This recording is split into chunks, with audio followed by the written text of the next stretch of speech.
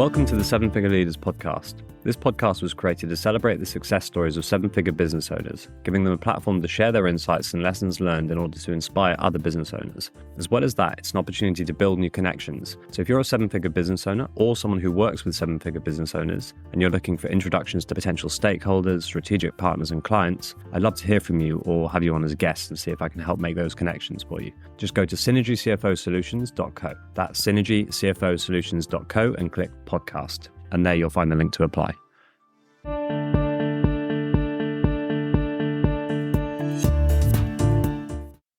All right, so today we've got Gary Smith from Venture Corporate Finance. Gary, welcome.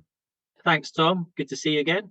Good to see you again. So, Gary, why don't you give us a bit of an introduction as to who Venture Corporate Finance is, what you do, and how you help your clients? Sure, no problem. Well, thanks for having me on this podcast. It's really appreciated. Venture Corporate Finance are a corporate finance firm who focus wholly on sell side and fundraising within the markets of IT, telecom, SaaS. We're a mid-market firm, so we're looking to support business owners with a £1 to £2 million turnover at the bottom end to maybe £40 million turnover at the top end. Team of 14 people, range of business analysts to transaction specialists who are the accountancy guys and relationship driving people. We're doing 10 to 15 transactions a year within the space and buyers from all over the world now. It's no longer a case of just selling to UK trade or UK PE. There's a multitude of different opportunities for business owners to exit to. And our commercial model for our business is really a little bit different from the other corporate finance firms out there, mainly because we've all worked for other corporate finance firms and we know what it's like. They all want to charge something up front. They want to charge a retainer. They want to take 12 to 18 months to sell your business. And from our investigations into the market when we set up Venture, there's simply no need for that. The process is very, very much the same for every corporate finance firm, from KPMG all the way down to us. It's understanding the business up front and understanding the risks within the business and how due diligence ready it is, understanding the valuation and making recommendations based on that for the next steps for the shareholder. And that may be go and tidy your business up. Maybe you need to, you're not due diligence ready with all your financial information.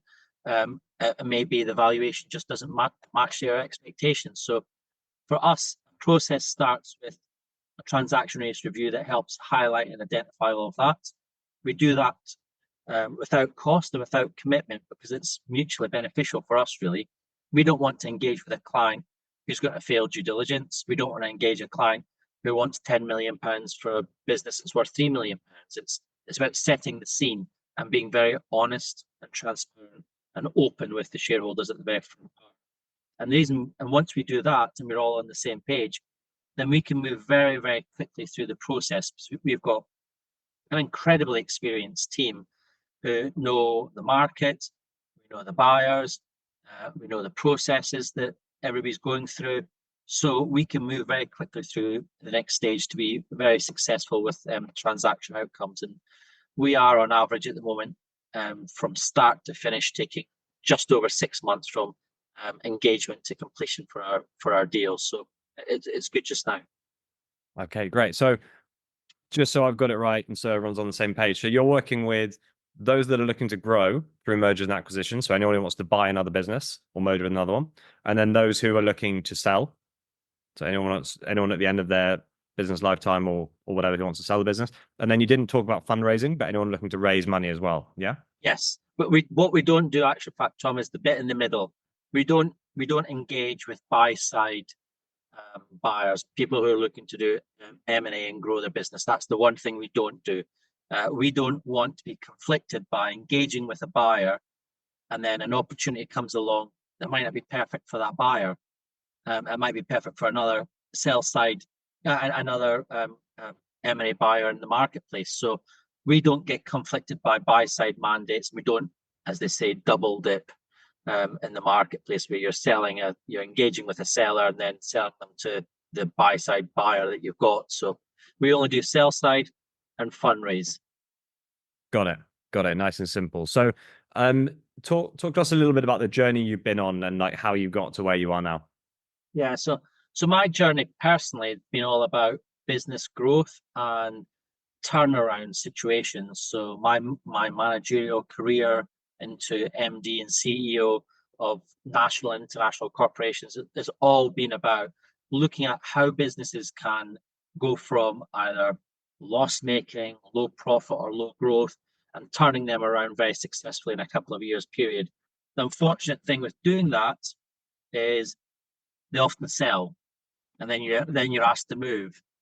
So then that company says, "Oh, you're really good at that. So why don't you come and do that for us?" "Oh, that's great. Now we're selling. Oh, now we move again." So I guess after 14 moves in 15 years around different cities and countries around the world, including out in China, etc., we decided that why don't we, if we're so good at building businesses and we know fully all about the exit process, why don't we set up our own corporate finance firm that can help use our knowledge and experience of looking into businesses, not just from a business owner's point of view, but from a buyer's point of view and from senior operational people's point of view, and look at how we can help them, give them the right advice as to whether now is the right time or not.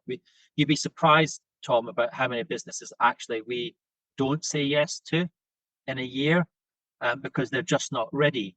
And there's lots of corporate finance firms that'll say, let's pay a great big retainer and we'll tell you to increase your recurring, or we'll tell you to cut this efficiency here and out you come. We're not one of those firms that do that. We'll give you the recommendations and it's your business and your job to go off and do that. So the experiences that me and my team have had through all different industries, all different levels of management and leadership across business corporate world, we've brought into venture corporate finance to give us a really good look at how we can move businesses from one place to another and make sure that we are achieving successful outcomes when we're looking at exits moving forward as well. Okay. So just so we're all clear. So what you're saying there is the businesses you decide not to work with, are they the ones who you just don't think they're sellable? So you'll only work with a business that you think is sellable, yeah? Yeah, our commercial model is based on the fact that we are putting complete skin in the game with a shareholder, i.e., the first time we get a fee is when we get them to heads of terms. They sign heads of terms, enter exclusivity and due diligence with the buyer, and the only other time we get a fee is once we've helped support them all the way through due diligence, is a success fee at the end. So we need to be sure when we are taking on an opportunity that we can actually complete it. Now, that may be a case that some of the valuations don't match the expectations because we can't. Like, we're all in a world where we know a lot of brokers are like. They'll give massive valuations to get people signed in, get them on long-term engagements and those retainers. Because we can't, because our commercial model says we've got to be honest and we have to sell this business, we can only be factual. We can only give the real valuation. We can only give them the realistic view as to whether they'll pass due diligence. We can only give them the realistic view as to how attractive their business is to buyers.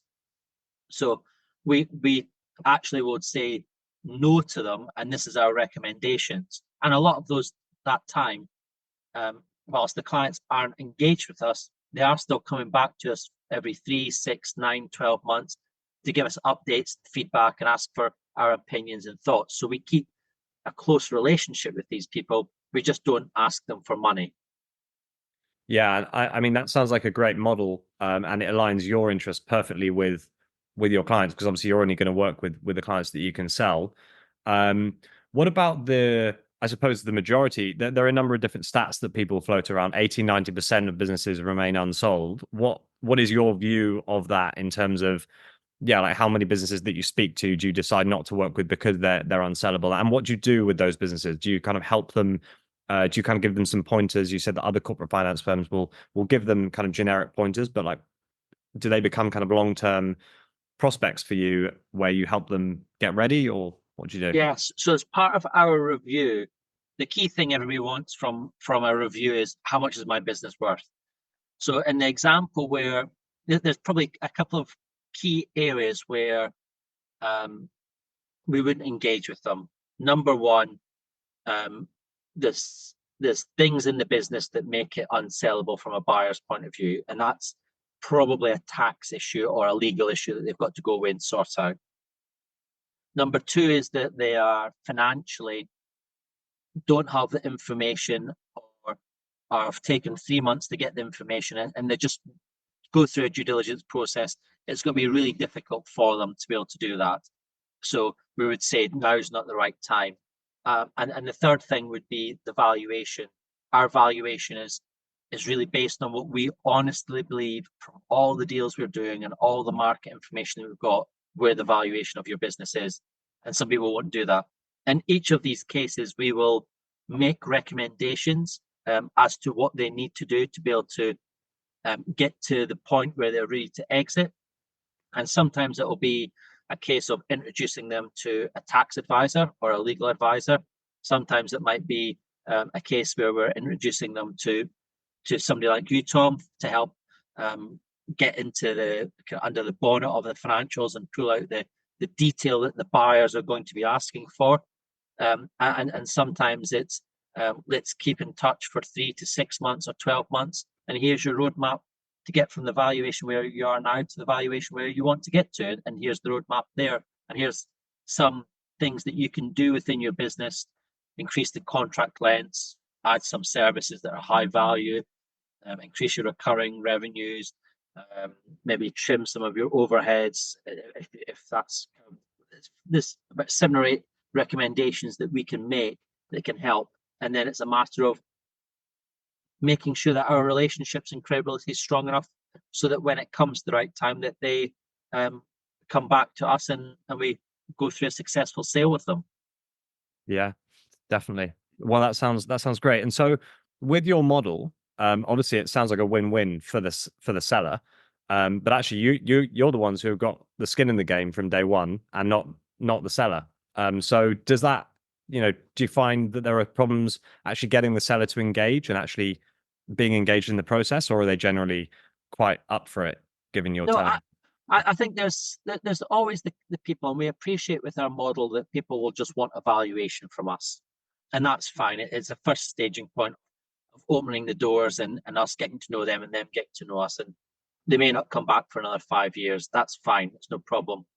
But the people who are genuine about selling throughout the process of building the review, because we are constantly speaking to them and understanding them, we've got a very, very good idea as to when that review is finished and before we sign a formal engagement letter, exactly what the temperament is for a complete deal and how that's going to go through. And we know as soon as they sign that engagement letter that as long as we can do our side of the bargain, which is find the right buyers, the right valuation, and support them through due diligence, then we will make sure that it goes through. You talked earlier about lots of deals not going through. I think that's a culmination really of deals that are retail shops and hairdressers and fish and chip shops and lots of businesses across multi-sectors that are probably sub £500,000 turnover. At the stage where you're getting to £1 to £2, £3 million turnover businesses, which are material enough, then I think that success rate is significantly higher. I'd say a good corporate advisor should be completing at least 85% of deals that they sign up. And if they're not, then they're probably a broker who doesn't understand the market, doesn't have the buyers, or really is just looking for the upfront fee and the retainer. Yeah. Well, yeah, I do love the model, I must say. So I mean, yeah, I haven't actually heard of any other corporate finance firms that don't charge anything upfront for this size of business that we're talking about. So that's a clear, differentiator versus the rest of the market, I think. It was a clear gap in the market. As I said, we work for other corporate finance firms, and we've been in other corporate finance firms, and we hear it all the time. I've paid £100,000 and I still haven't been sold. I'm a business owner. Why on earth would I feel good about doing that? I'm putting my trust in you to sell my business, and £100,000 later, you haven't done that. that just doesn't sit right for me as a business owner or a person. If we take on a project that we really wholeheartedly believe we can sell and we struggle to sell it, then we want to be able to turn around to that shareholder and say, look, we've done all of this work for the last 6 months and there's nothing more that we can do. And we've done it twice in the last 4 years. And the shareholder's gone, great. I think that's what the market's telling us. And I think you've given us everything. And we're still good. And they still phone us and ask us for thoughts and advice. So we never have sour relationships with people who, the two people who haven't been able to sell. So I think it works well. It means I can sleep at night knowing full well we're giving everything for all of our customers. Absolutely. And you're not, I think you used to do focus mostly on tech. Are you sector focused now or general? We are just about to launch after the summer another brand and another part of the business in the group, which will be looking at 2 or 3 other sectors. So we are venture corporate finance will remain IT, tech, telco, and that will remain the core focus and the sole focus of venture corporate finance. And we're launching Venture Complete, which will be a branching into 3 other sectors, and we'll focus on them over the next couple of years as well, and hopefully have the same success as we have done with venture corporate finance. So exactly the same model, exactly the same service, just across other sectors. Exactly. We've gone from nothing 4 years ago, from a complete startup 4 years ago, to being one of the most successful advisors in IT in the UK. So we will hopefully by the end of, as long as I don't jinx the transaction team, by the end of July, we should have 7 deals completed this year in 7 months. So the market remains very buoyant, but it also remains highly competitive. In our marketplace, there's PE firms directly approaching sellers. There's buy-side brokers approaching sellers. There's sell-side advisors approaching sellers.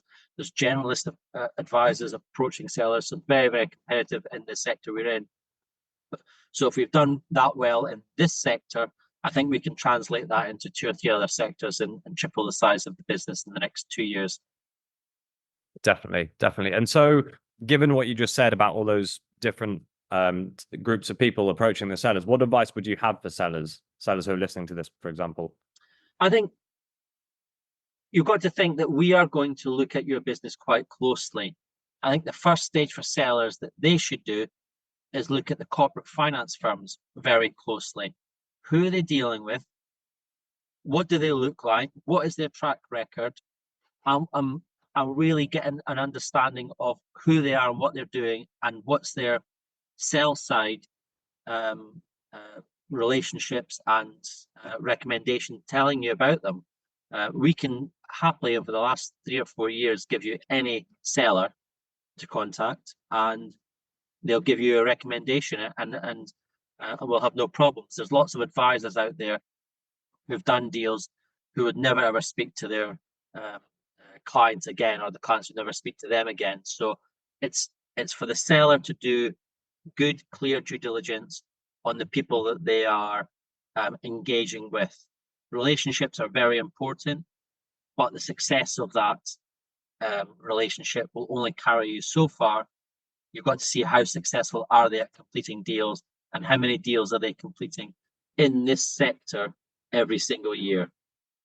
Yeah, it's kind of like access to the market, access to information, and that's one of the value adds that your team can provide. So Gary, for anyone listening to this, besides obviously those who are considering selling their business, who else could benefit from having a conversation with you in terms of building? It's people who are looking to prepare to sell their business, whether that be 12 months down the line, 24, 36, 60 months, 2, 3, 4, 5 years. Now's a good chance for you to see what are the key things in your business that gives you value, and what are the key things in the business that devalues your business. Because, even if you're not looking to sell your business and you're wanting to keep it for 10 years, is it not better to have a look and see where all your competitors are and where you are, how you rank against them, and the key things that you can do to add more value or more profit to your business. Mm-hmm. Great. So basically, anyone who's considering selling their business at some point in the next 3-5 years or even longer, they can have a conversation with you. You'll give them that valuation, and you'll give them some pointers on what they need to do to get it sale ready. Exactly. The review is a bespoke review of your business. It takes 4 to 6 weeks with a transaction team. They will go into as much detail as you want to with your business. They will give you a valuation. That will be one of the outputs. They will tell you how financial DD ready you are. They will give recommendations as to how to improve the value of your business and key areas that you can do. They'll even look at if you want 10 million for your business and your business at 3 million, they even plot graphs, charts, and analytics to say at what point will you get to that point. So it's not just a valuation report. It's a mini strategic review in many ways. Great. Well, that sounds like a no-brainer. So for anyone listening to this who's at some point considering a sale, then have a chat with Gary and the team, and they're going to put together give you a valuation and then a roadmap to get to the valuation that you want or need in selling your business. So there are going to be, we're going to put your LinkedIn profile, Gary, also linked to Corporate Finance's website. So anyone interested, use those links, get in touch with Gary and the team, and they'll help you out. Anything else you want to share, Gary? No, that's great. Thank you much for your time, Tom. I think, well, the one thing I'd share is preparation is key in any business sale. That starts with your financial information, and people will be surprised at the detail and the level that buyers want to know about your financial service lines, customer contracts, and it's understanding that that's a lot more detail that you probably think you have versus what you actually need. So preparation is one of the key things that people need to think about. Yeah, that's actually a good point. A lot of business owners are not really finance people. They're business owners and they're experts at what they do, but not in understanding the finances and the accounts and what a buyer is looking for. So having someone to guide you on that process is definitely beneficial for most. But yeah, pleasure to have you on, Gary. Thanks very much. Tom. Good luck with venture and the expansion plans you've got for the next few years. Great. Thanks, Tom. Have a good day. Cheers. Thanks for listening. As I mentioned at the beginning of the episode, this podcast was created to celebrate the success stories of seven-figure business owners, giving them a platform to share their insights and lessons learned in order to inspire other business owners. As well as that, it's an opportunity to build new connections. So if you're a seven-figure business owner or someone who works with seven-figure business owners and you're looking for introductions to potential stakeholders, strategic partners and clients, I'd love to hear from you or have you on as a guest and see if I can help make those connections for you. Just go to synergycfosolutions.co. That's synergycfosolutions.co and click podcast. On that page, you'll find the link to apply.